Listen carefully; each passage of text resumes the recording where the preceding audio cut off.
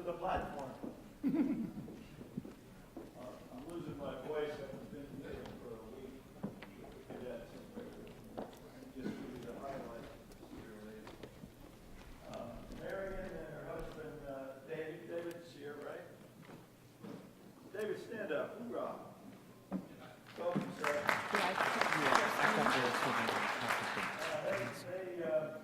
They live very close by, probably only a few miles. The name of the place is Rockbridge Bats. Is that right? Right. And they're both brainiacs, PhDs, both of them. Degrees from Washington State. That's it. University. Hers in English, his in math. And David was a member of 367 Basis School. That's good. I want to turn this on. Served as a junior infantry officer with 2nd Battalion, 1st Marines. Later on with 2nd Battalion, 1st Marines in different infantry jobs. One of the key points here is to recognize her work, her first book, Lonely Girls with Burning Eyes. I hope you're going to talk about that a little bit. A little bit.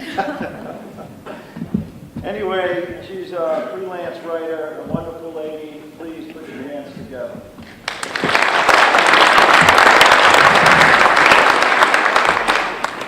Thank you very much. First of all, I want to say how awed I am and humbled to be surrounded here by all these strange reminders of duty and courage, and to also be facing living reminders of all that duty and courage. I'm here to tell you a small part of the story of those who wait on the home front, and many are waiting even as we speak now. 50 years ago this August, I married Marine Lieutenant William David Novak in Tacoma, Washington. In October, we were in Virginia, where my husband, called Dave, joined the basic school class that would graduate in March 1967, TBS 367. At basic school, Dave spent long weekday hours training with the other Marines in his platoon, a few of whom were like him, married. I came to know other wives through social activities, some organized, such as dress balls and wives' meetings, others informal, such as weekend gatherings in the club at Waller Hall, mostly in the basement, or at someone's apartment. On May 1st, 1967, I saw my husband off to war at Travis Air Force Base in Fairfield, California. I would wait for him in the safety and security of a peaceful America, staying on the West Coast.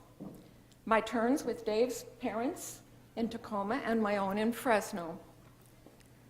A postcard from Dave's layover in Hawaii quickly arrived in the mailbox in Fresno, followed immediately by 2 letters from Okinawa. None, however, had a return address. In one of these letters, Dave wrote that he'd played poker in Okinawa with 3 classmates from TBS, among them a Marine I'll call Sam, one of the married men in the platoon at Quantico Dave had belonged to. On May 6th, I was thrilled to receive a letter from Da Nang with a return address. At last, Dave and I could begin to communicate. But when I sat down that night to answer my husband, I discovered that communicating with him by letter was going to be much harder than I'd thought. We dated seriously just 3 months before becoming engaged, and we were engaged only 2.5 months before we married. Other than telling Dave that I loved him and missed him, I didn't really know what to say to him. Since we'd planned for the baby we expected in July to be born in Dave's hometown, on May 8th, I flew from Fresno to Tacoma. I quickly settled into a routine of writing to Dave, preparing a nursery, and reconnecting with the other wives I'd come to know and care about at Quantico. We were now scattered across the United States. Letters from Dave began to arrive immediately in the mailbox in Tacoma. He was very happy with his platoon, 1st Platoon, Hotel Company, 2nd Battalion, 1st Marines. And he clearly loved being with them in the field. In a short letter of May 18th, he wrote, "We're going out on another operation, not a dangerous one." On the morning of May 20th, I happened to glance out the large window of the living room in my in-laws' home. A tan car sat in the driveway, and a tall Marine with oak leaf emblems on his collar was walking up the walk. I was stunned. It was all I could do to unlatch the screen door. At Quantico, we wives had been told to expect a phone call or a telegram if a husband were wounded. If the worst happened, that a husband had been killed, an officer would come to the door, with a chaplain if possible. And here was an officer, alone, but he was a major, wearing a serious expression, and he held papers in his hand. After a few seemingly endless moments of confusion and terror on my part, things were cleared up. Dave was only wounded, and not badly. He would be in the hospital at Da Nang for 2 weeks where I could write to him. I was beyond relieved and happy. My husband was alive. I wanted to run out into the street and tell everyone I saw. Very soon, a letter came from Dave, written on Red Cross stationery.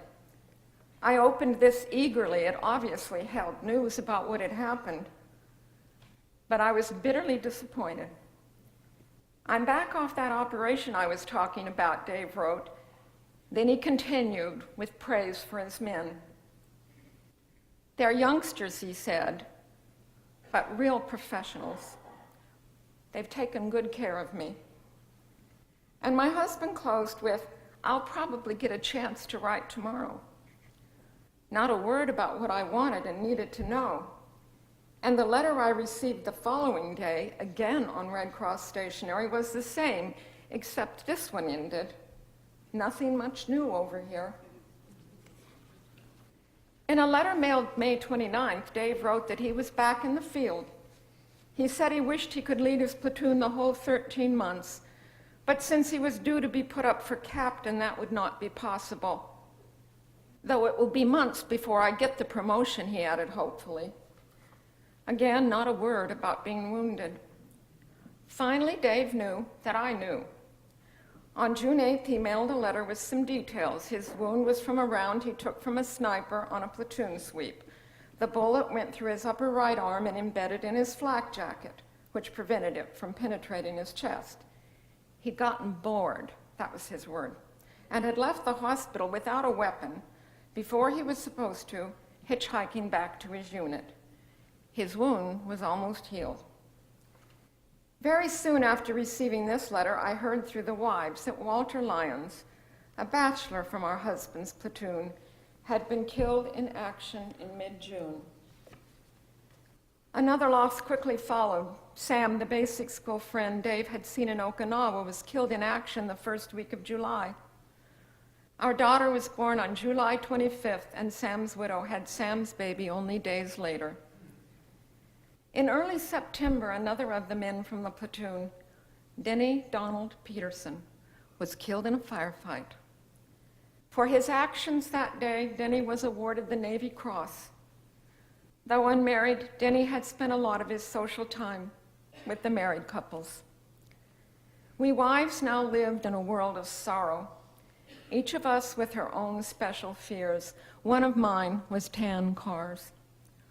Since the major's visit that morning in late May, I could not see a tan car anywhere without my blood turning cold.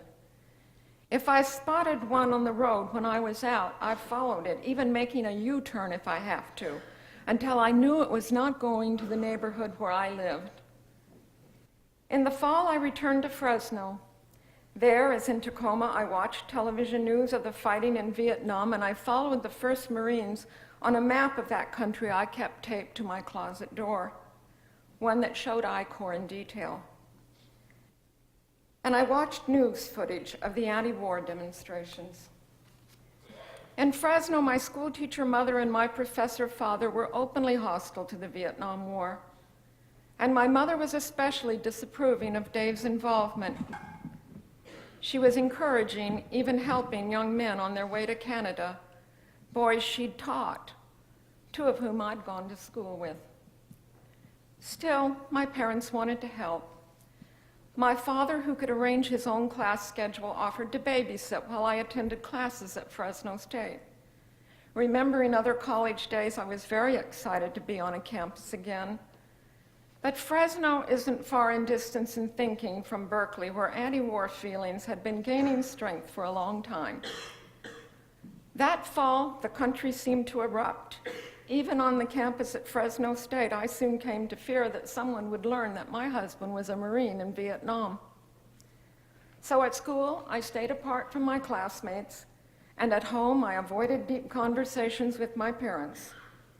In the evening, I wrote to Dave in Vietnam, and always I waited and hoped for letters. Now and then we wives made what were at the time expensive phone calls to one another, but mostly we wrote letters and sent cards.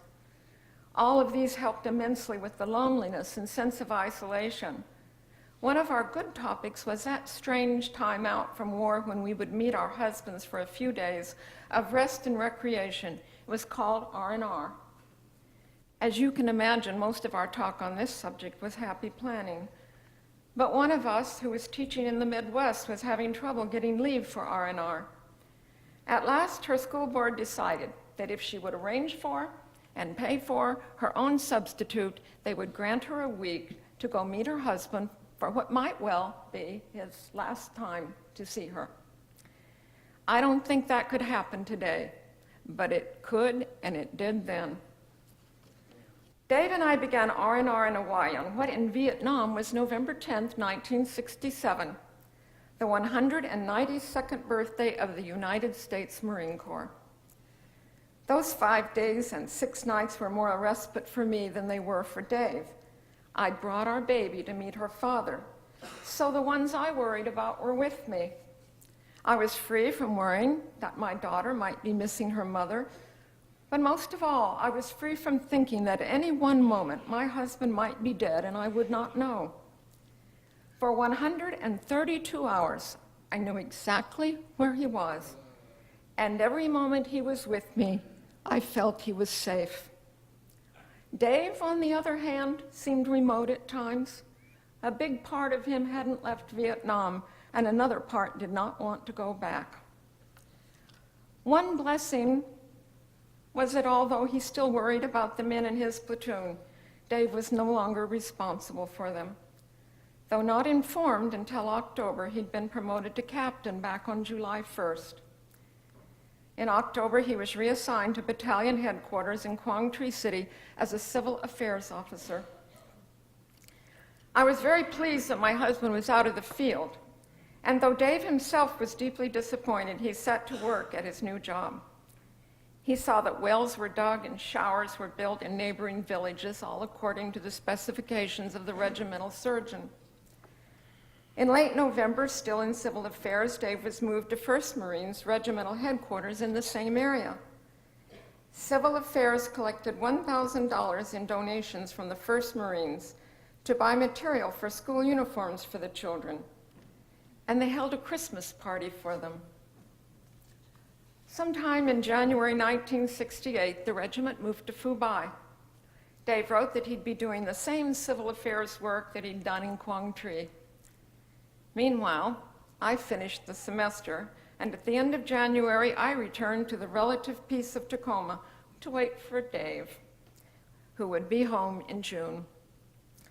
In his letter to me of January 29th, Dave told me of going to Hue that day with the regimental doctor to get serum for vaccinating children.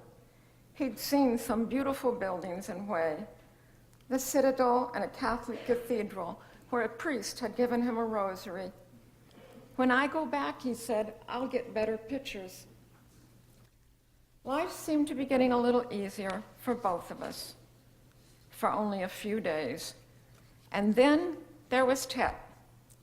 And the news reports that the 1st Marine Regiment was right in the middle of it in Hue City. Would they have headquarters company with them, I wondered? As the battle raged, 2 letters Dave had written in the first week of February arrived in Tacoma. One was a typical letter about mundane things, car insurance, things like that. The other was a short note saying he loved me and that he was safe at Fubai. On what was in the States Valentine's Day, February 14th, 1968, I answered the phone in my mother-in-law's kitchen. The man on the line introduced himself as a ham radio operator calling from Texas. This operator was one of those wonderful volunteers, among them Senator Barry Goldwater, who made thousands of such calls possible. This operator told me that he was patching a call through to me from Vietnam. Then I heard Dave's voice, from Hue. He'd been there almost a week, he said, spending nights at the MAC-V compound, where there was a military radio system. Don't worry, he told me, nothing's going on here. Would I be calling you if anything were going on here? We spoke for only a very few difficult minutes, over a crackling wire, having to remember to say over when we finished a sentence. But I heard a strange booming thunder in the background. This phone call was the last I was to hear from Dave for more than 2 weeks. In Tacoma, I watched the war news. In addition to vivid battle reports and the relentless body counts, it now also centered on 2 major themes: the wrongness of the whole enterprise and the growing resistance against it. By the end of February, the battle for Hue was essentially over, and on March 5th, the 1st Marines returned to Fubai. Dave's letters began to arrive regularly again, but they seemed to come from another universe, a universe where there was no war at all. In fact, they said nothing at all revealing, with one exception, a letter he'd written in Hue in which Dave made it clear that he'd become dispirited. He was tired of sea rats, tired of being dirty, tired of the Vietnamese, tired of the country, tired of the war.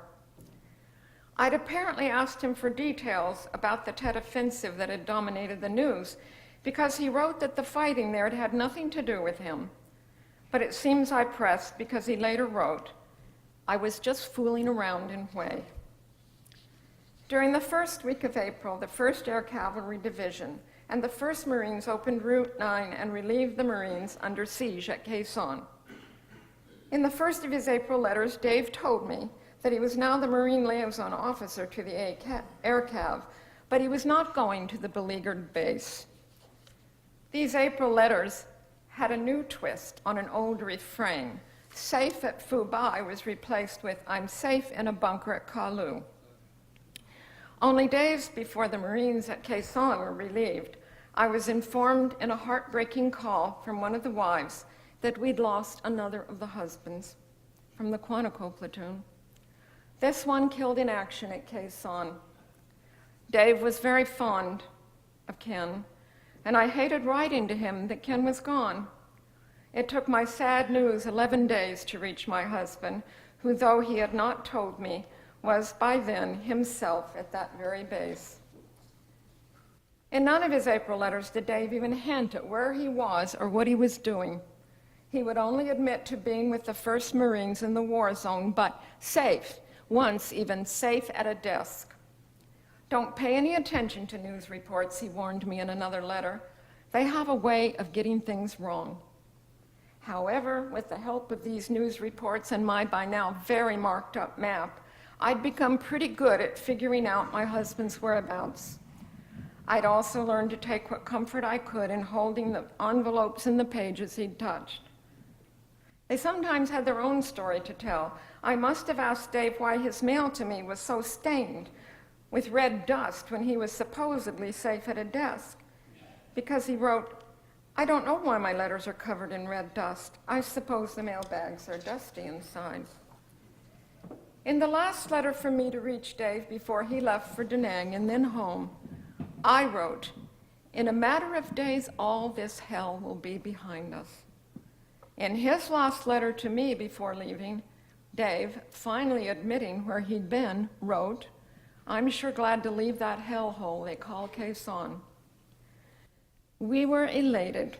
We could now pick up where we left off before May 1967, when we entered the world of Vietnam. From Da Nang, my husband arrived home with little more than a musty olive green duffel bag that held all of the possessions he'd owned in country: uniform pieces, muddy boots, a few mementos, and a small, resealable plastic bag that at one long ago time held new envelopes. It was now worn and very stained with that red dirt. In Vietnam, Dave kept my most recent 2 or 3 letters in this to keep them from rotting, throwing these away when new ones arrived. The letters inside the plastic bag pictured here are the last from me to reach him before he left for home. They are all that survived the war from the far more than 300 he received from me. Dave arrived home May 30th, 1968, and he left the Marine Corps in the fall of 1969. He decided to return to school for another degree. On campus, the heroes of the war were the protesters, while the men who'd served were, in those days, nothing of the kind. We rarely mentioned Dave's service. In 1976, he accepted a teaching position in Massachusetts, one that was offered in spite of the chairman's voiced hesitation about hiring a Vietnam veteran, and most worrisome of all, a combat Marine. Soon Dave began to struggle with memories of the war. At first, he wouldn't acknowledge a problem, except in the nightmares I had to wake him from. In the early March of 1983, we went to the wall in Washington, D.C. We were alone there that morning. Back in Massachusetts, I bought a scrapbook for the photographs and clippings I was gathering.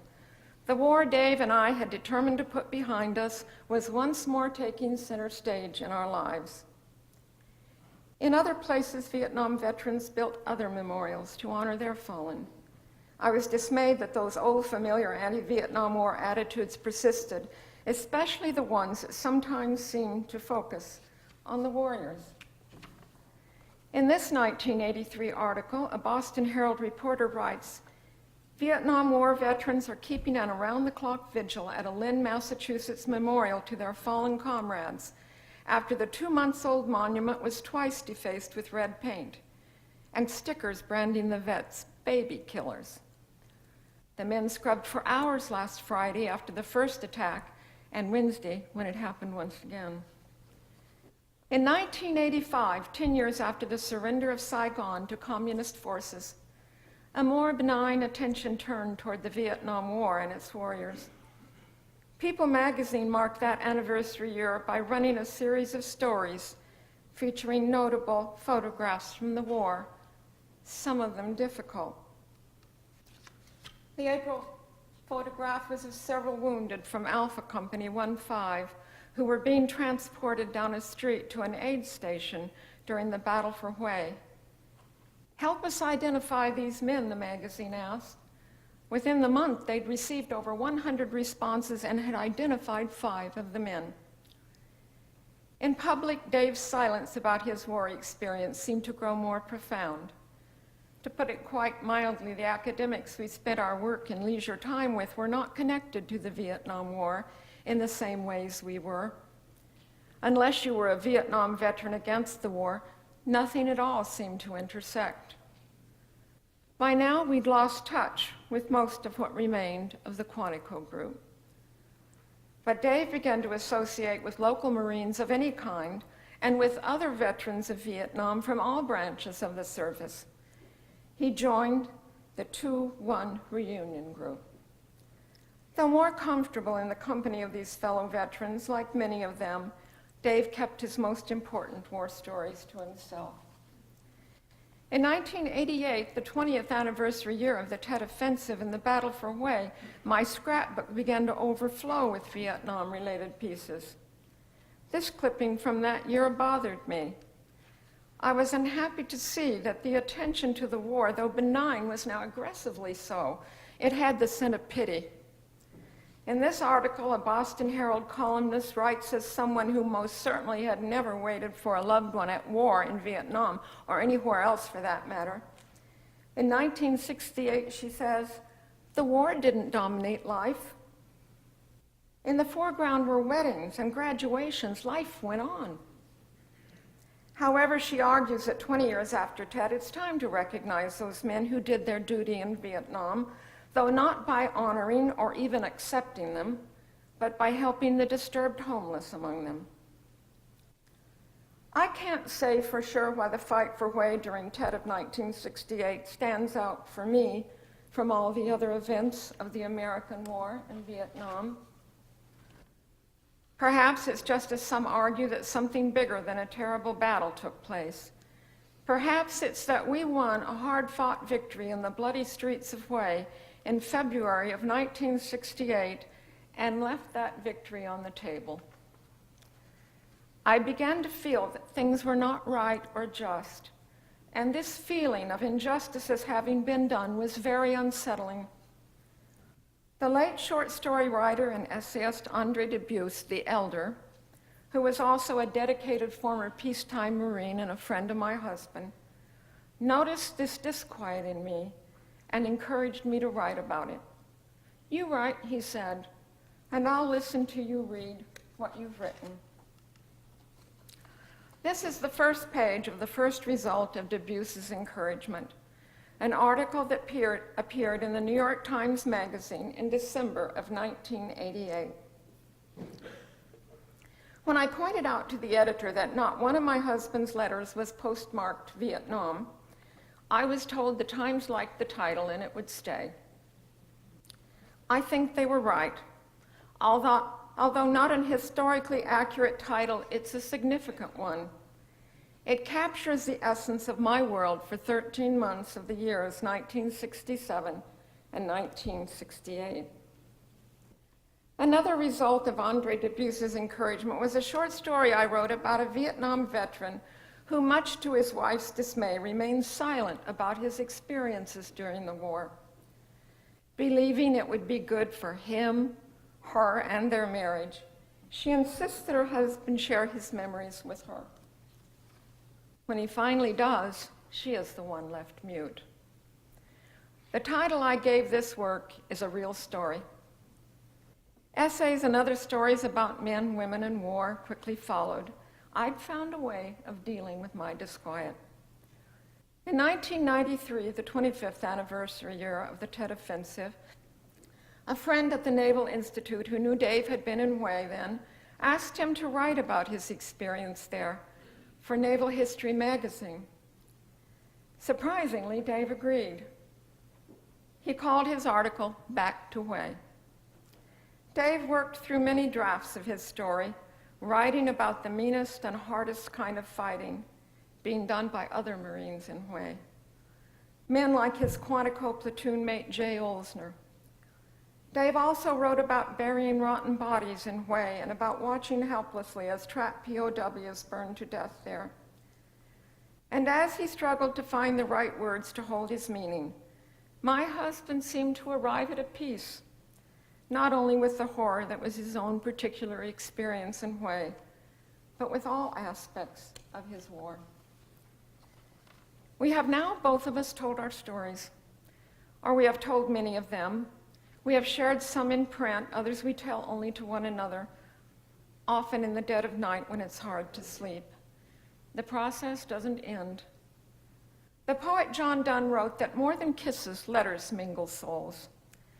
But before souls can mingle, there has to be, I think, some element of a mutual understanding that comes from a more profound familiarity than the one we possessed. We were young and only just beginning to learn about each other when Dave went to war, leaving me on the home front to face a different country than the one I'd been raised in, where, apart from his letters, my only real comfort came from those dear young women, those other young wives. When Dave came home from Vietnam, we'd lived apart more than we'd lived together. We were still strangers, recently separated by time and place, and now also by our different wars. I think that together we've come a long way to make up these failings we had as young people newly married and separated by a terrible event.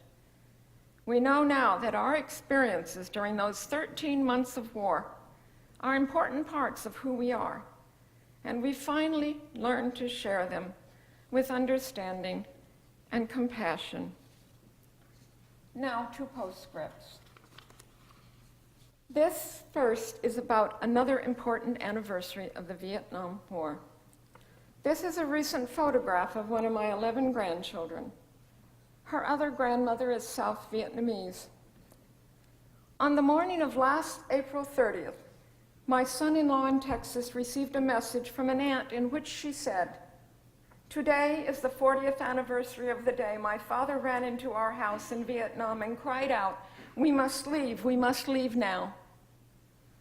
The family left Vietnam in a U.S. Navy ship, and after many, many months in camps, they finally came to America. They had lost their home. They had lost everything. The father of my son-in-law's aunt was a policeman in South Vietnam, and until the last days of the country called South Vietnam, her uncle served in the South Vietnamese military. The family loved their country, and they cherished their way of life there, and they had fought long and hard to keep it. They had to begin all over in a strange land where the word that my granddaughter has been taught by her father means great feast and holiday celebration, means to many of her fellow Americans terrible defining battle, or turning point, or even lost victory. I want all of my grandchildren to know everything that Tet means. And now I'll give a Marine named Dennis Ray Omert the last word. Dennis was one of those wounded Marines of Alpha Company 1-5 who were photographed on the Carrier and Way during Tet of 1968, and he was one of the 5 who were identified by readers of People magazine in 1985. Dennis's earthly remains have rested at Arlington since the fall of 2014, where the brief epitaph on his simple government issue marker reads, 1968, Way City survivor, Semper Fi. Thank you.